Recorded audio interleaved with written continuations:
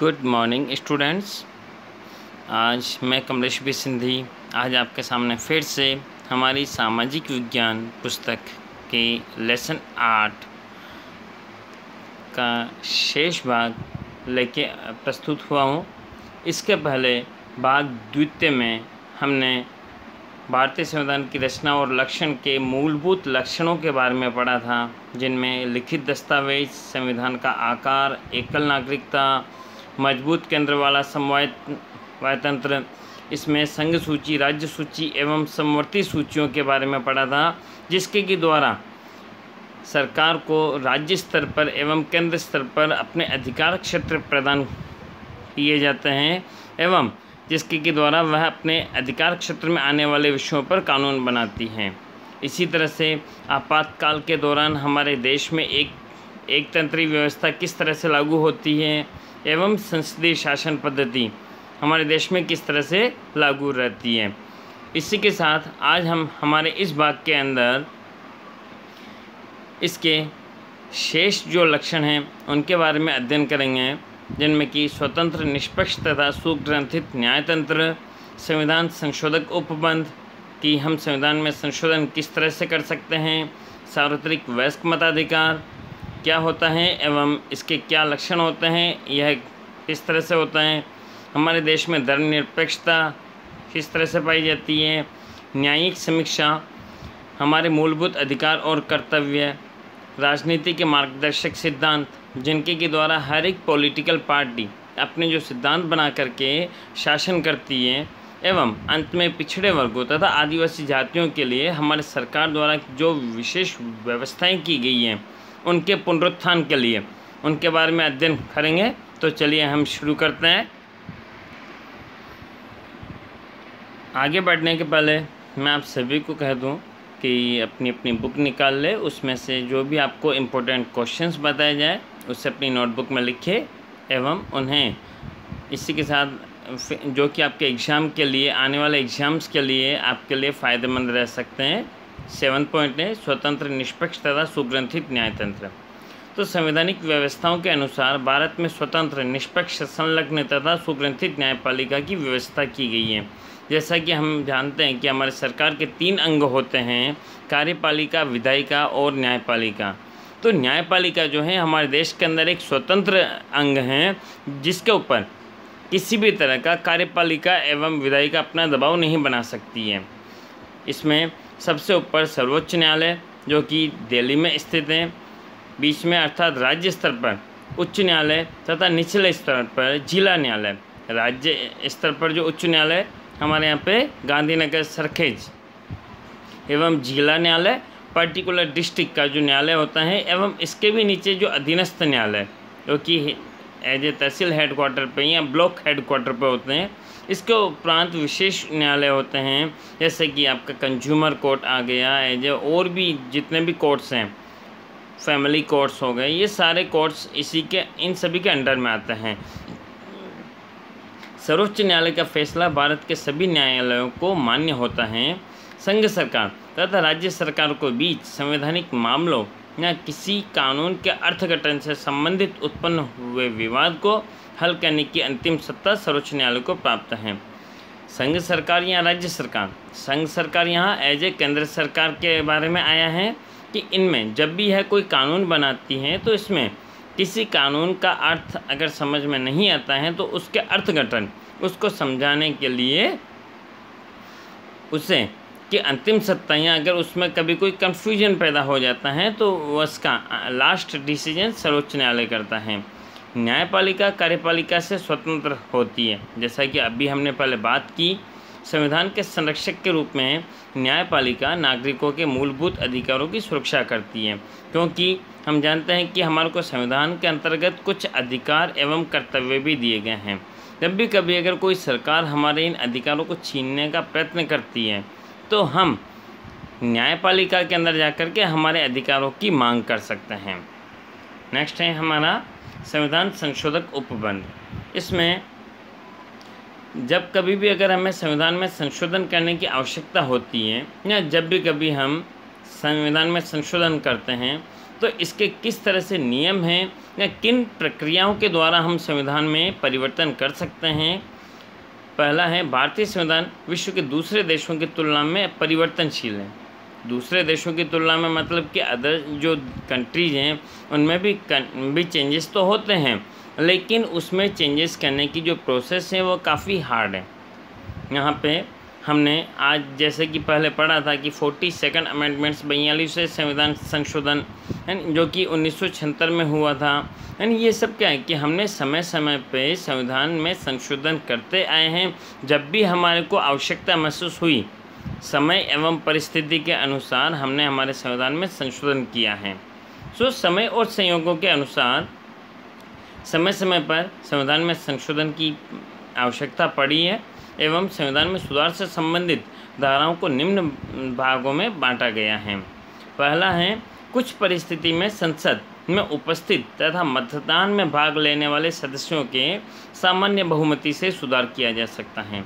आप जानते हैं कि आपकी क्लास के अंदर अगर एज ए 60 स्टूडेंट्स हैं, उसमें से अगर आधे से ज़्यादा मेंबर्स अगर कह दें कि हमारे को इस तरह से, यह होता है सामान्य बहुमत, कि आधे से ज़्यादा मेंबर अगर किसी के फेवर में अगर वोट देते हैं, जब आपके क्लास रिप्रेजेंटेटिव का भी इलेक्शन होता है, तो जब क्लास के मॉनिटर का इलेक्शन होता है, तो जिसके पास में अगर आपकी क्लास में 60 बच्चे हैं, अगर 31 स्टूडेंट भी अगर एक पर्सन को वोट देते हैं, एक कैंडिडेट को, और दूसरे को अगर 29 वोट्स मिलते हैं, तो वैलिड कौन सा होगा? सामान्य बहुमत क्या कहलाएगा? जिसको आधे से ज़्यादा वोट मिले। तो सामान्य बहुमति से भी सुधार किया जा सकता है। दूसरा है, कुछ परिस्थितियां ऐसी होती हैं कि उनमें संसद के दोनों सदनों के सदस्यों यानी लोकसभा और राज्यसभा, ये दोनों ही सदन होते हैं जिनके बारे में हमने पढ़ा है कि बहुमति तथा उपस्थित और मतदान में भाग लेने वाले सदस्यों की 2/3 सदस्यों की स्पष्ट बहुमति द्वारा संविधान में परिवर्तन किया जा सकता है। इसमें क्या है कि जो टोटल हमारे मेंबर्स हैं उनके 2/3 मत, यानी कि अगर आपकी क्लास में 60 मेंबर हैं, 60 स्टूडेंट्स हैं, तो आपके आधे कितने हुए? सामान्य तो क्या बना? 30 या उससे ज़्यादा, लेकिन 2/3 कितना होगा कि उससे आप 2 से मल्टीप्लाई करके 3 का डिवाइड देते हैं। तो अगर आपने 60 को 2 से मल्टीप्लाई किया 120 में 3 का डिवाइड किया 40, यानी 40 स्टूडेंट्स अगर आपके किसी एक पक्ष को मानते हैं तो आप उसमें आप संशोधन कर सकते हैं। तीसरे कुछ ऐसे नियम भी होते हैं कि उनमें संविधान के कुछ भाग में सुधार करने के लिए संसद के दोनों सदनों की बहुमति, उसी प्रकार उपस्थित तथा मतदान में भाग लेने वाले सदस्यों की 2/3 बहुमत के साथ आधे से अधिक राज्यों के विधानसभाओं की स्वीकृति आवश्यक है। जब जीएसटी कानून हमारे देश में लागू हुआ था, उस समय यहाँ जो लोकपाल कानून हमारे देश में लागू किया गया था, उस समय क्या था ये लोकपाल कानून, ये जीएसटी कानून? उस समय पूरे देश के अंदर एक ही टैक्स की व्यवस्था लागू करनी थी। तो पूरे देश के लिए जब अगर कोई, जिसमें केंद्र सरकार व राज्य सरकार दोनों का अगर मत है, तो इस कंडीशन में आधे से ज़्यादा राज्यों की, हमारे देश के अंदर 29 स्टेट्स हैं, यानी 15 स्टेट्स या उससे ज़्यादा राज्य अगर इसमें सहमति देते हैं, तो वह कानून या वह संशोधन किया जा सकता है। इसी तरह से यदि केंद्र तथा राज्यों के आंतरिक संबंध या उच्च न्यायालय के स्वरूप में परिवर्तन करना हो, तो आधे से अधिक राज्यों की स्वीकृति आवश्यक है।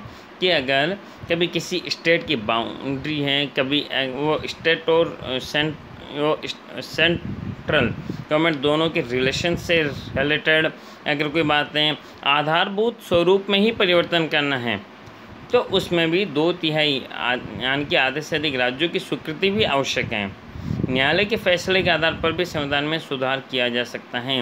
अगर न्यायालय को लगता है, सुप्रीम कोर्ट को लगता है कि संविधान में संशोधन किया जाना चाहिए, कई सारे कानून जो कि थे पहले हमारे यहाँ पे, जो कि बाल विवाह, पिछड़ और इसी तरह से इनमें इनके कानून किस तरह से चेंजेज हुए थे, जब भी अगर अभी जो धारा 370 हटाई गई, इसके पहले जो अभी 3 तलाक था, इन सभी के अंदर जो न्यायालय ने जो फैसले दिए थे 3 तलाक के अंदर, ये न्यायालय के फैसले के आधार पर ही कानून बनाया गया था। संविधान के मूलभूत स्वरूप में कोई परिवर्तन नहीं किया जा सकता है। जो हमने पहले हमारी प्रेम्बल में पढ़ा था, प्रस्तावना में पढ़ा था, उसमें उसके आधार पर जो हमारे संविधान का, हमारे देश का जो स्वरूप बना हुआ है, उसमें कोई परिवर्तन नहीं किया जा सकता है। कुछ मामलों में संसद के सामान्य बहुमति से किए जाने वाले परिवर्तनों के कारण भारतीय संविधान परिवर्तनशील तथा लचीला माना जाता है, लेकिन कुछ विशेष मामलों में संविधान में सुधार नहीं किया जा सकता है। जैसे अभी हमने पहले पॉइंट में पढ़ा कि जिसमें सामान्य बहुमति के आधार पर ही हम परिवर्तन कर सकते हैं, लेकिन कुछ मामले ऐसे हैं कि उसमें दोनों सदनों की, राज्यसभा और लोकसभा दोनों सदनों की उपस्थिति से बहुमति के आधार पर 2/3 सदस्यों का मत पारित होने के बाद भी आधे से ज़्यादा राज्यों की सहमति लेना आवश्यक होता है। तो यहाँ पे परिवर्तन करना काफ़ी कठिन हो जाता है, काफ़ी विकट यानी कि प्रॉब्लम्स आती है इसमें, इसलिए यह कठोर भी माना जाता है। इसी कारण हमारा जो संविधान है यह दोनों का मिश्रण है, जिसमें कि लचीलापन एवं कठोरता दोनों ही इसमें मिक्स्ड पाई जाती है। सार्वत्रिक वयस्क मताधिकार 9 पॉइंट है हमारा। इस विषय पर हमने पहले भी चर्चा की है। भारत में संविधान के द्वारा 18 वर्ष या उससे अधिक उम्र के सभी नागरिकों को बिना किसी जाति, धर्म, भाषा, लिंग, आय, संप्रदाय, संपत्ति, जन्म स्थान आदि के भेदभाव के बिना स्वतंत्र रूप से समान मत देने का अधिकार ही वास्तव में एक प्रगतिशील तथा साहसपूर्ण कदम है। हमारे संविधान के अंदर ये व्यवस्था की गई है कि भारत में रहने वाले जितने भी नागरिक जो कि 18 वर्ष या उससे अधिक हैं, चाहे वह किसी भी जाति से संबंधित हो, किसी भी धर्म से संबंधित हो, लेकिन उन सभी को, या चाहे वह महिला हो या पुरुष हो, उन्हें वोट देने का अधिकार है एवं सभी का एक ही समान वोट काउंट किया जाएगा। ऐसा नहीं है कि अगर कोई देश का प्राइम मिनिस्टर है उसके 10 वोट काउंट किए जाएंगे और अगर एक गरीब व्यक्ति है तो उसका वोट काउंट नहीं किया जाएगा। सभी को समान मत देने का अधिकार है और सभी के वोट इक्वल वोट माने जाएंगे। मत देने के अधिकार के कारण लोकतंत्र में प्रत्येक नागरिक को मतदान द्वारा अपना मनपसंद उम्मीदवार चुनने का अधिकार है, क्योंकि हमारे को वोट देने की अधिकार दिया गया है कि हम हमारे वोट के आधार पर हमारे जनप्रतिनिधि को चुन सकते हैं। इसीलिए चाहे हम जिसे वोट दें, हम जिसे पसंद करते हैं, वो फिर बहुमत में काउंट हो जाएगा कि जिसको ज़्यादा वोट मिले उसी के आधार पे हमारा नेता चुना जाएगा, लेकिन हम हमारी पसंद के उम्मीदवार को वोट दे सकते हैं। चुनाव में दिनों दिन युवा मतदाताओं की बढ़ती संख्या, जागृति, उत्साह, मतदान जागृति के कारण मतदान प्रमाण में वृद्धि, इसी प्रकार राजनीतिक क्षेत्रों में युवाओं की सक्रियता, यह लोकतंत्र की परिपक्वता तथा सफलता की निशानी है। पहले जब वोट देने का अधिकार मिला था उस समय महिलाओं को वोट देने के लिए भेजा ही नहीं जाता था। लोग ये समझते थे कि सरकार हमारे लिए क्या करेगी, लेकिन जैसे जैसे युवा वर्ग इसमें आगे बढ़ा और उसने जागृति फैलाई कि वोट देने से हम सरकार को ही बदल सकते हैं, तो इस कारण से यह हमारे एक लोकतंत्र की परिपक्वता की निशानी है कि जितना हम इसके अंदर भागीदारी लेंगे हमारा लोकतंत्र उतना ही सफल होगा। नेक्स्ट है धर्मनिरपेक्षता या असंप्रदायिकता। वैसे सांप्रदायिकता का मतलब होता है कि किसी भी एक धर्म को मानना, लेकिन असंप्रदायिकता का मतलब है कि हम किसी भी एक धर्म को बढ़ावा ना दें। प्रस्तावना में हमने इस विषय पर पहले भी चर्चा की है। भारतीय संविधान में सर्वधर्म समभाव तथा सभी धर्मों के प्रति समान आदर भाव को स्वीकार किया गया है। राज्य किसी भी धर्म को प्रोत्साहन या उसका समर्थन नहीं करता है। हमारा जो देश है वह किसी भी एक धर्म को बढ़ावा नहीं देता है एवं हमारे देश का या राज्य का अपना स्वयं का कोई धर्म या संप्रदाय नहीं है। इस मामले में राज्य तटस्थ है। तटस्थ मतलब कि निष्पक्ष, एक तरफ से साइड में रख दिया हमने राज्य को, उसका कोई मत ही नहीं है। उसमें जितने रहने वाले सिटीजन्स हैं, जो नागरिक हैं, वो चाहे अपना कोई भी धर्म अपना सकते हैं। भारतीय संविधान सांप्रदायिक, पक्षपात तथा धार्मिक मामलों से दूर हैं। धर्म के आधार पर किसी भी नागरिक के साथ हम कोई भेदभाव नहीं किया जा सकता है। चाहे नौकरी में हो, चाहे पढ़ाई में हो, चाहे वोट देने में हो, उसके साथ में हम धर्म के आधार पर भेदभाव नहीं कर सकते हैं। एवं संविधान में सभी धर्म के अनुयायियों को अपने पसंद के अनुसार धार्मिक मान्यता, श्रद्धा तथा आस्था के अनुसार धर्म का पालन करने, प्रचार प्रसार करने की स्वतंत्रता का उल्लेख किया गया है।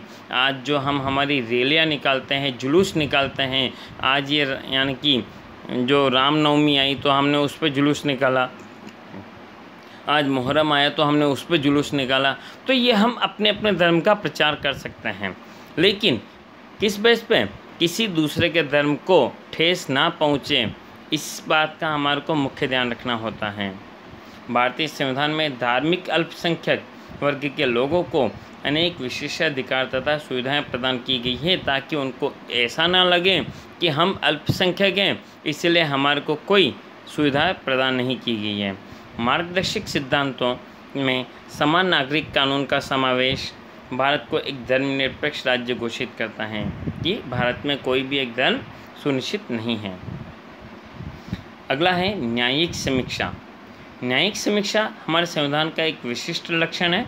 केंद्र सरकार तथा राज्य सरकारों द्वारा अपने अपने कार्यक्षेत्र के अधीन जो कार्य या प्रशासन किया जाता है, हमने पहले पढ़ा है राज्य सूची एवं संघ सूची में या समवर्ती सूची में कि संघ सूची के अंदर केंद्र सरकार को कुछ अधिकार क्षेत्र दिए गए हैं, वह उन क्षेत्रों के आधार पर कानून बना सकता है।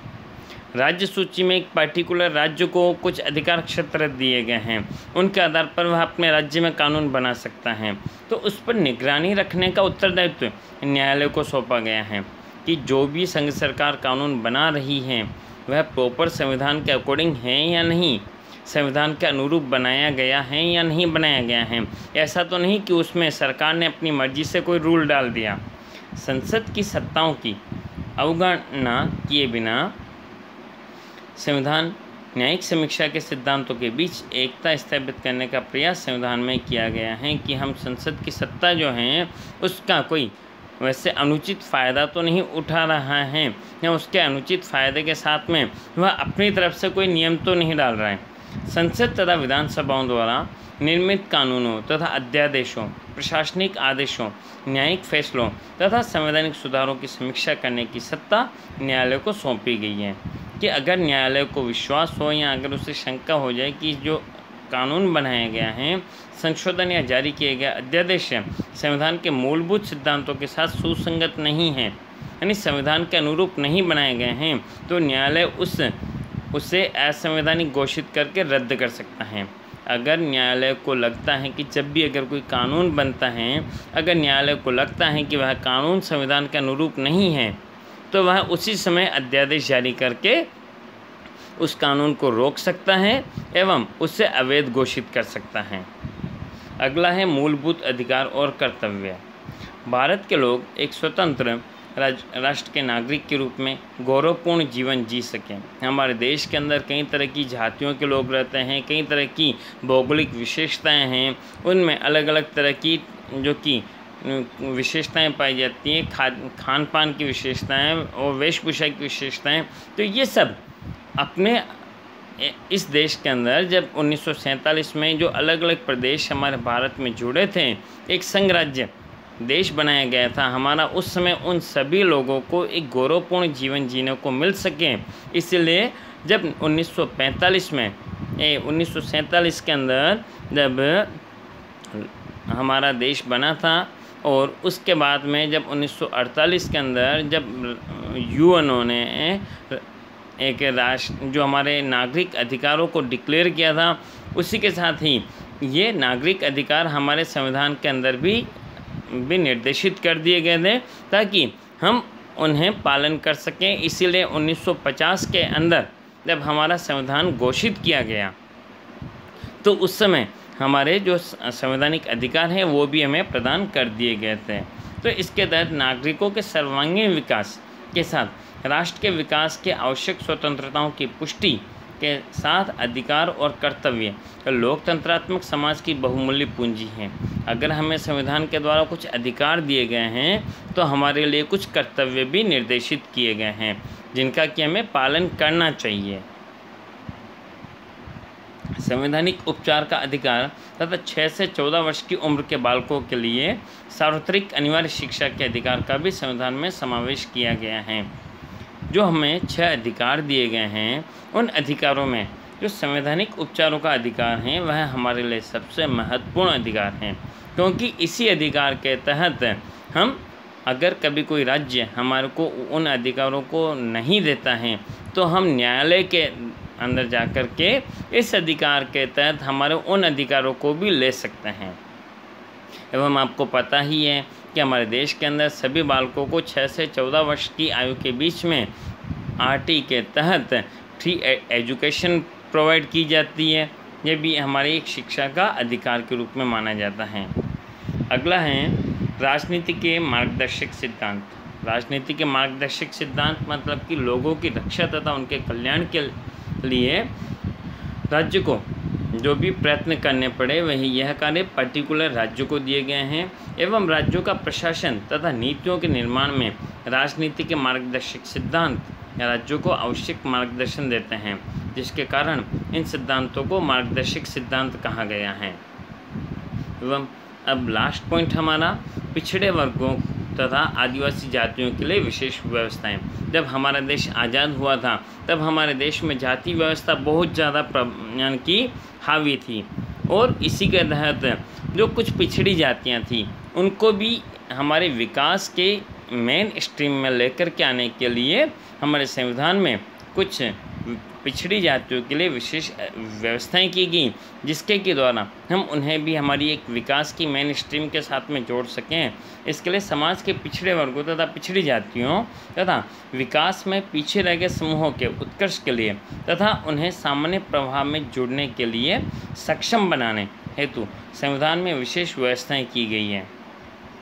विधानसभाओं, स्थानीय स्वराज्य की संस्थाओं के निर्वाचन में इन्हें पर्याप्त राजकीय प्रतिनिधित्व प्राप्त हो, इसीलिए कुछ सीटें बैठ के इनके लिए आरक्षित रखी जाती है। आज भी अन्य पिछड़ा वर्ग की या ओबीसी, एससी, एसटी इनकी पर्टिकुलर सीटें होती हैं, जिनके के तहत उसी वर्ग का कोई प्रतिनिधि चुना जा सकता है सरकार के अंदर। इन वर्गों के लोगों को सरकारी नौकरियों तथा शैक्षणिक संस्थाओं में प्रवेश के लिए भी समान अवसर प्राप्त हो, इसके लिए निर्धारित सीटों का कुछ भाग उनके लिए आरक्षित रखा जाता है। आपसे जब एडमिशन के टाइम पे आपसे पूछा जाता है कि ओबीसी हैं, एसटी है या एससी में आते हैं, जनरल में आते हैं, तो ये क्या है कि इन सभी वर्गों के लिए अलग अलग आरक्षण की व्यवस्था है। पिछड़े वर्ग के बालकों के शैक्षणिक विकास के लिए इन्हें छात्रवृत्ति, शुल्क मुक्ति का लाभ तथा अन्य सुविधाएं भी प्रदान की जाती है। अगर कोई वैसे बहुत ही ज़्यादा गरीब हैं तो उनकी शुल्क मुक्ति भी की जाती है सरकार के द्वारा। इनके लिए संविधान में सकारात्मक भेदभाव तथा रक्षणात्मक भेदभाव की नीति की विशेष व्यवस्था की गई है। अच्छा, हम कह सकते हैं कि जब कानून के तहत सभी व्यक्ति समान हैं तो फिर यहाँ पे जो उनको ज़्यादा बेनिफिट क्यों दिया जा रहा है? क्योंकि उनकी रक्षणार्थ एवं लोगों के अंदर एक सकारात्मक सोच पैदा हो, और जो ये भेदभाव है यह सकारात्मक है, क्योंकि इसका मतलब ये नहीं है कि उनको आपसे ऊपर उठाना है, उनको भी हमारे विकास के एक मेन स्ट्रीम के साथ में जोड़ना है। तो चलो, इसी के साथ ही हमारा लेसन कंप्लीट हुआ। इसके एक्सरसाइज आपको नोटबुक में करनी है, और अब हम आगे का जो अगला चैप्टर है वो हम फिर बाद में शुरू करेंगे कल। ठीक है, धन्यवाद।